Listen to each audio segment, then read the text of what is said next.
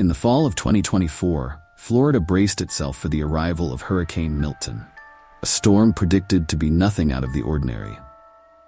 The residents of coastal towns knew the drill well: board up windows, evacuate if necessary, and wait for the storm to pass. Yet, there was something different about Milton. The winds howled in unnatural ways, the sky turned an eerie shade of green, and strange whispers filled the air, unsettling even the most seasoned storm watchers. What the public didn't know, however, was the dark truth behind this particular hurricane.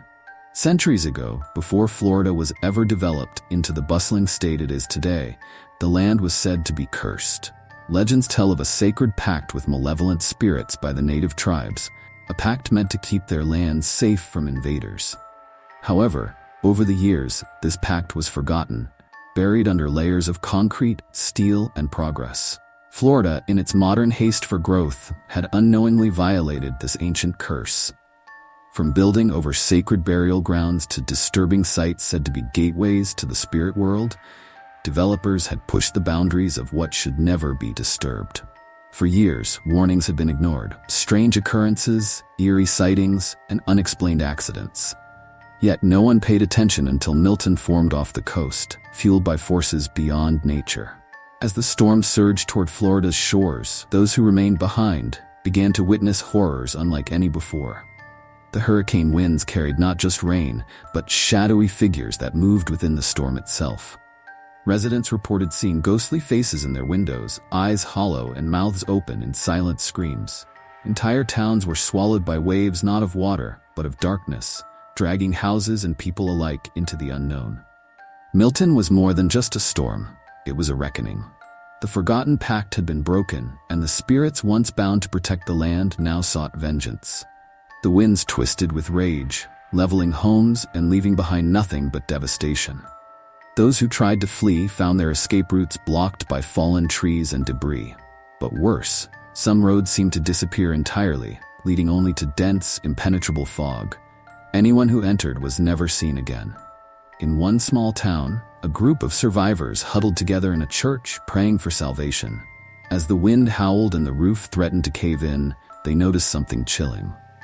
The stained glass windows depicting angels and saints began to shift.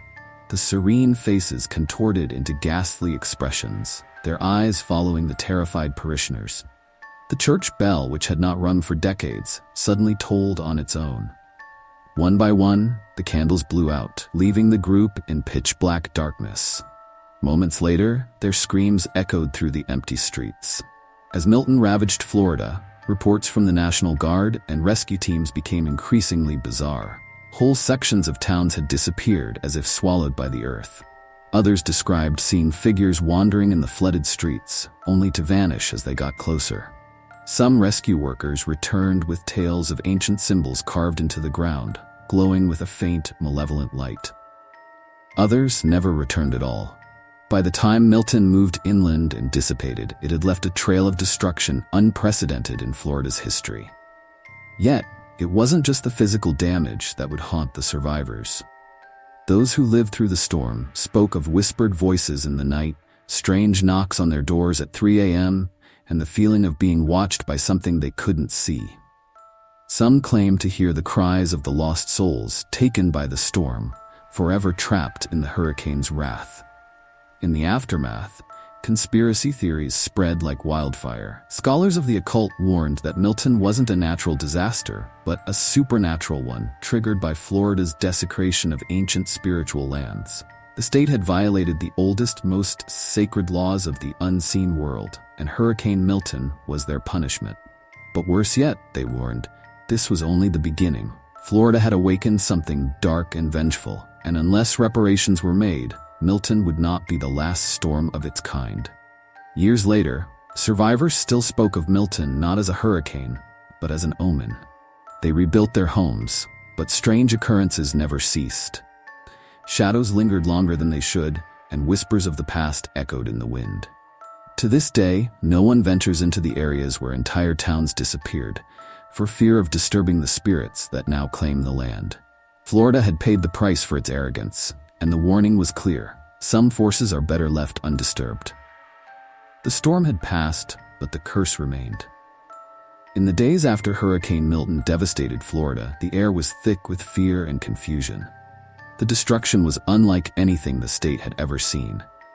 But it wasn't just the ruined homes, flooded streets, or toppled buildings that unnerved the survivors. It was the growing sense that something far darker lingered beneath the surface. The state government, desperate to understand how a Category 4 storm could have unleashed such unimaginable havoc, sent investigators and scientists to analyze the damage. However, they quickly realized that what they found defied all logic. Whole towns were erased from the map, not flattened by wind or water, but simply gone, as if the earth had swallowed them whole. Among the debris, strange markings were discovered etched into the ground, symbols no one could decipher. They glowed faintly at night, pulsing with a dark energy that made even the bravest hesitate to approach. Scholars from around the world were brought in to analyze the symbols, but it was an obscure anthropologist named Dr. Eleanor Graves who finally recognized their meaning. Dr. Graves had spent her career studying the folklore of the indigenous tribes of the southeastern United States. She believed in stories most modern academics dismissed as myth.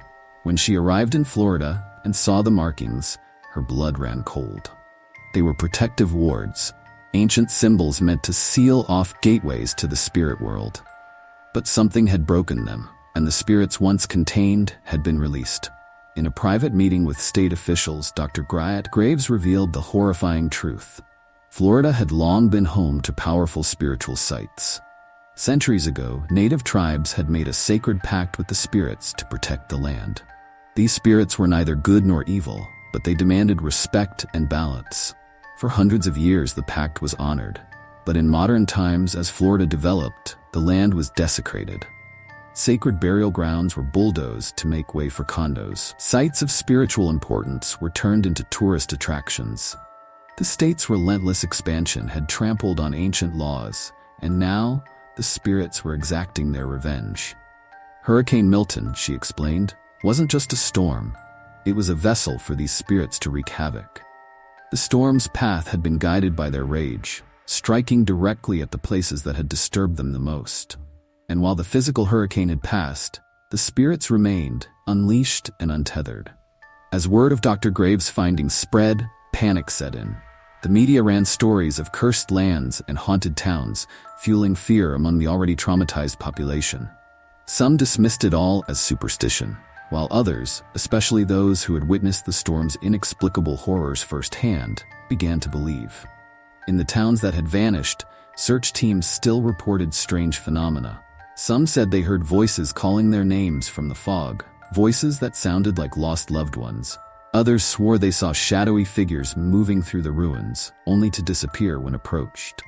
The survivors, already fragile from the physical devastation, began to experience nightmares and hallucinations. They spoke of seeing faces in their windows at night, faces twisted in anger and sorrow. In one particularly chilling incident, a group of children in a small coastal town went missing during a community cleanup effort. Search parties combed the area, but the only thing they found was a makeshift altar of bones near the shore, arranged in a pattern resembling the symbols Dr. Graves had identified. The children were never seen again. As these stories grew, so did the belief that Hurricane Milton had awakened something far more sinister than just spirits.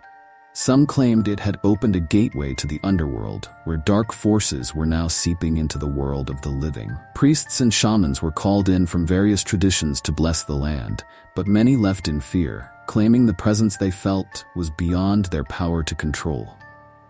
Meanwhile, Dr. Graves continued her research, delving deeper into the lore of the region. She uncovered an ancient prophecy, one that spoke of a storm that would come to reclaim the land if the pact was ever broken. The prophecy warned that once the spirits were unleashed, they would not be satisfied with mere destruction. They would seek dominion over the living, turning the land into a realm of the dead unless a way to appease them could be found. Desperate for answers, the state turned to Dr. Graves once more. She warned that the only way to stop the spirits' rampage was to restore the balance that had been broken. But how? The ancient rites had been lost to time, the tribes that once knew how to communicate with the spirits long gone or dispersed. The few descendants who remained had distanced themselves from the old ways, fearful of the curse their ancestors had left behind. As the weeks passed, the situation worsened. Power outages were frequent, even in areas unaffected by the storm. Strange weather patterns persisted, unnatural fogs, sudden gusts of freezing wind, and eerie silences where no birds sang or insects chirped. Reports of hauntings grew, not just in the areas hit hardest by the storm, but across the entire state. People saw apparitions of drowned sailors on the beach and ghostly figures wandering the highways at night. Florida was in the grip of something far beyond its control. Dr. Graves had one final warning. If the ancient spirits were not appeased, Hurricane Milton would only be the beginning. Darker storms not made of wind and rain, but of shadow and death, would follow, and when they did, there would be no one left to rebuild. As weeks turned into months, the fear gripping Florida had only intensified. Strange phenomena continued to occur across the state, and the aftermath of Hurricane Milton left the region teetering on the edge of hysteria. Despite attempts to restore normalcy, the state was drowning in supernatural dread. What had once been whispers of curses and angry spirits became undeniable reality. Desperate to find a solution, state officials sought out Dr. Eleanor Graves once more. Dr. Graves, now exhausted and burdened by the weight of her discoveries, was certain that the ancient spirits weren't just angry. They were preparing for something much worse. Hurricane Milton had only been the first sign of their wrath. But what would follow, she feared, was the full unleashing of their fury. A storm of darkness, not merely to destroy, but to consume. Dr. Graves turned her attention to the few remaining elders of Florida's indigenous tribes, hoping to find any traces of the ancient rituals that might appease the spirits. She reached out to a descendant of the Timucua tribe, an old man named Taloa, who lived deep in the swamps. He was one of the last living members who still remembered the old stories. Taloa agreed to meet with her, but his warnings were grim. The pact was broken, he told her, his voice shaking with the weight of generations. Milton is not a storm, it is a sign. The spirits no longer just want appeasement, they want blood. And once a spirit thirsts for blood, there is no turning back. He spoke of the Gate of the Shadows, a mythical place where the physical world and the spirit world converged. The storm, he explained, had opened the gate, allowing the spirits to cross over. If they were not stopped, the spirits would continue to flood through, consuming all of Florida and perhaps the world. The only way to close the gate was to perform an ancient ritual that had not been enacted in centuries, and for it to work, a sacrifice would be required. Dr. Graves recoiled at the word sacrifice, but Taloa insisted there was no other way. The spirits demand what was once promised to them: life for life, blood for blood.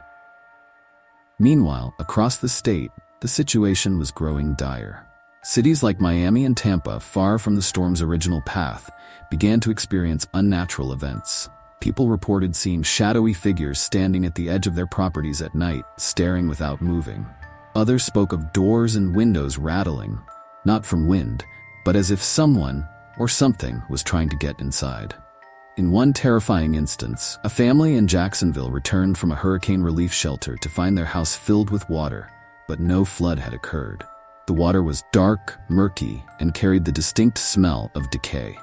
And as they searched the house, they discovered handprints, small, childlike handprints, pressed into the wet walls. No one could explain how they got there. The news outlets tried to contain the panic, but rumors of hauntings and disappearances began to spread uncontrollably. People were going missing in areas untouched by the hurricane. Cars were found abandoned on highways with the doors wide open, their owners nowhere to be seen. Some swore they saw the missing wandering the streets at night, their faces pale and eyes vacant, like they had already been claimed by something beyond. In the heart of the Everglades, a group of storm chasers, hoping to document the eerie aftermath of Milton, ventured into a remote part of the swamp. They never returned, but their equipment was found days later, waterlogged but intact. When the footage was recovered, the last moments they captured showed something beyond comprehension. A massive, shadowy figure emerging from the swamp, towering over the treetops. Its form was indistinct, more like a moving storm cloud than a living creature, but within it, there were faces. Hundreds of faces. And the sound of howling wind, mixed with whispers like the voices of the dead calling out for help. The footage was never made public, but rumors of it spread like wildfire, feeding the growing belief that Milton was not just a hurricane, it was a manifestation of something far more sinister. Back in her research lab, Dr. Graves struggled with Taloa's warning. Could she really sanction a sacrifice, and who would be the one to make it? As the deadline approached, the date when the spirits were said to fully cross over, Dr. Graves received a final message from Taloa. There is no other way. The gate must be closed. The spirits demand what was promised. Reluctantly, she gathered a group of officials, explaining that they had one final chance to stop the oncoming catastrophe. Together, they made their way deep into the Everglades, to the location where Taloa had said the ritual must be performed, the ancient burial grounds of the Timucua, a place that had been disturbed decades ago by developers but long since abandoned. As they arrived at the site, the air grew heavy, oppressive. The wind began to swirl, not with the usual ferocity of a storm, but with a strange, almost deliberate pace, as if something was watching them, waiting for them to act. Taloa was there, waiting, dressed in ceremonial robes. He laid out the instruments for the ritual, old hand-carved tools made of bone and stone. His hands shook as he explained the final step. The spirits must be appeased, or all is lost, he said. And then, almost as if on cue, the winds began to pick up speed. The sky darkened, and the sound of distant thunder rolled across the swamp. As the ritual began, the ground beneath them trembled, and the air was filled with a low, guttural growl, like the sound of something ancient awakening. The spirits were near. At the climax of the ceremony, Taloa stood before the group, eyes full of sorrow. "I am the last of my people," he said softly. "It is my burden to bear." And with that, he made the ultimate sacrifice. The ground shook violently, and a piercing wail filled the air, echoing for miles. Then, just as quickly as it had begun, the storm subsided. The wind stopped, the sky cleared. The ritual had worked, the gate had been sealed. But the cost was immense. Florida, though spared from further destruction, would never be the same. The spirits had been appeased, but their presence lingered like a shadow over the state. People continued to report strange happenings for years to come. Faint whispers on the wind, mysterious figures appearing at the edge of forests, and the sense that the storm was always watching. Hurricane Milton had passed, but the spirits it awakened were still out there, waiting for the moment when Florida might once again forget the price of disturbing the dead.